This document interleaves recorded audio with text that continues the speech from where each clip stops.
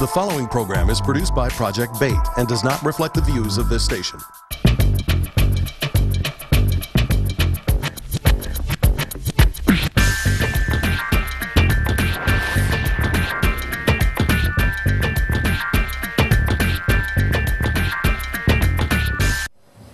I'm Mark Wells, and this is another Wells Report for My People.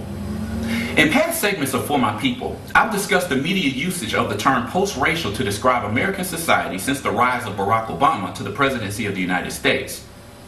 Although by the time this segment of For My People airs, this latest footnote of post-racial America will have died down already. But I still think it deserves an analysis as it gives us another example of the American racial psyche. I'm speaking of the incident involving Senate Majority Leader Harry Reid's comments about the then Senator Barack Obama during his presidential campaign. In a book called Game Change, journalists John Hellman and Mark Halperin gave us some insight into what was going on behind the scenes during the 2008 Democratic and Republican presidential race. According to the authors, Senate Majority Leader Harry Reid said that he thought that Senator Obama was electable because he was, quote, light-skinned, unquote, and because he lacked a, quote, Negro dialect unless he wanted to have one, unquote. Although the book is filled with interesting tidbits from behind the scenes of both sides of the aisle during the presidential race, this story was the first one to be blown up and scrutinized by the media. The topic of Reid's comments and the subsequent frenzy caused GOP Chairman Michael Steele to call for Reid to step down as Senate Majority Leader. According to Steele, if the tables had been turned and a Republican had made such a statement, Democrats would have been calling for his head. Let's take a closer look at this controversy and come to some sort of conclusion. First of all, in regards to Steele, the GOP's token head Negro in charge, his argument for Reid's resignation is about as strong as a deck of cards. Why? One of the main reasons that folks on the right are calling for Reid's head is because of the outrage that led to the resignation of Senator Trent Lott back in 2002. Back then, Lott made a statement that if America had elected the Dixiecrat Strom Thurmond to the presidency back in 1948, we, quote, wouldn't have had all of these problems over the years, unquote. Lott's comments were viewed as racially insensitive because at the time, Thurmond ran on a segregationist platform. The reason Lott's comments were so hard to defend was because given his past affiliation with pro-segregationist groups, it was difficult to argue that his comments didn't mean that he supported racial segregation. I would also like to apply Reid's statement that Obama lacked a Negro dialect unless he wanted to have one to GOP leader Michael Steele. In my view, Steele is in no position to raise a fuss about someone using a certain dialect if one chose to do so. This is the very same Michael Steele that announced he was planning a, quote, off the hook, unquote, public relations campaign. The very same Michael Steele that said Obama's stimulus plan was a way for some people to get some, quote, bling bling, unquote. When we consider Steele's conservative base, his obvious attempt to appeal to a younger, less white demographic comes off about as authentic as Pee Wee Herman at a Wu-Tang Clan concert. I don't have any problem with anything Harry Reid said because, frankly, he simply stated the truth. I have never met President Obama, but I'm sure that he doesn't speak to his boys in the same manner that he addresses the American people during a State of the Union address. Many of us who live in different worlds are able to seamlessly switch our demeanors and dialects to fit a given situation or environment. That's nothing new.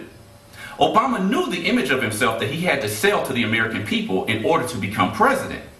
I mean, let's get real.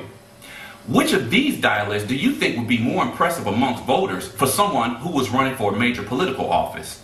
First got involved, and I got involved not as his lawyer, but for example, if you're an actor, high anger is one of the easier things to convey. You frown. We was from Southside Jamaica, you know what I'm saying? A lot of kids over there was doing their thing, selling them things on the corner, you know what I'm saying? Yo, son, what's up, man? Man, hold something. Let me start tapping niggas pocket like that.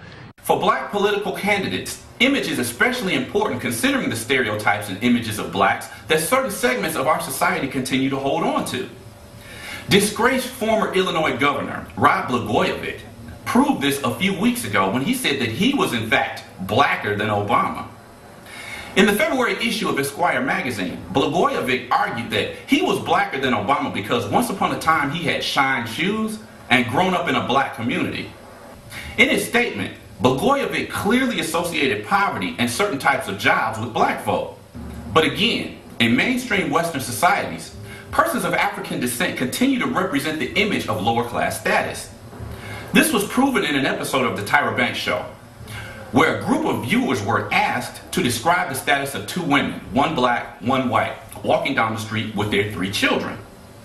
Although both women and all of the children were dressed well, the white viewer still described the black woman as the one most likely living on welfare. Harry Reid also spoke the truth about Obama's lighter skin possibly being an advantage with voters who may consider voting for a black candidate.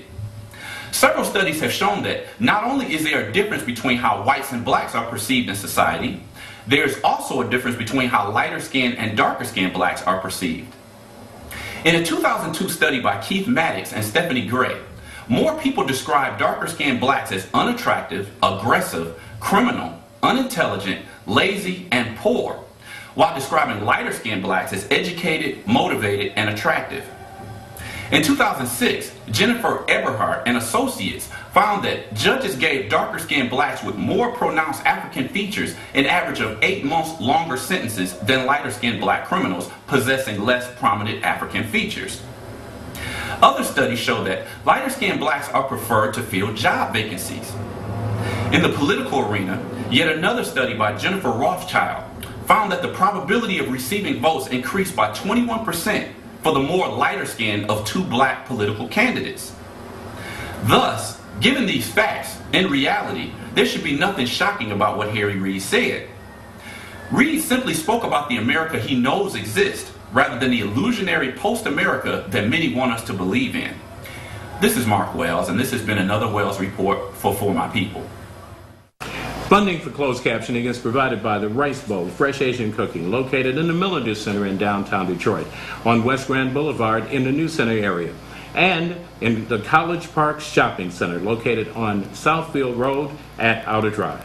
For more information, contact us at 313-963-3200. If you have a business in Metro Detroit, you should be in the Detroit Black Pages. For info, call 961-3289. That's 961-3289.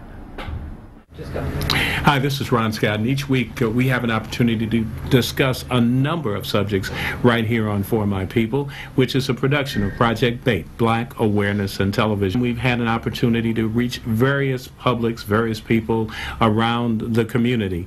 And most importantly, I talk to you from time to time. You see us out and about and say what you like about the program. And we encourage this. In fact, we've just instituted our new website, and we want you to take a look at it. In addition to that, we have the continuing effort to train a new generation of young people to continue the activities that Project BAIT started with so long ago. I'm glad to be in your sight and talking to you each morning and afternoon or whenever you see this program, when you watch Project BAIT and For My People in particular. Economics, politics, and consciousness. That's what we bring to you, and that's what we want to continue to do, because it's your program. It's about you. And we thank you for continuing to watch, and I'm Ron Scott, and I've enjoyed it and hope to continue to bring you insightful information. On Street Beat, we put a focus on the community. We simply set it out. We go back to the days of some of the earliest talk shows. I mean, we cover the issues that matter here in Michigan. You're going to hear on Street Beat things you won't hear on other shows. We provide critical analysis. It's a made-in-Michigan product. We try to get voices that you wouldn't see other places. I'm Carol Kane. I grew up on the east side of Detroit. I'm David Rambo, executive producer of For My People. I'm Stephen Henderson, host of American Black Journal. We're all made in Michigan.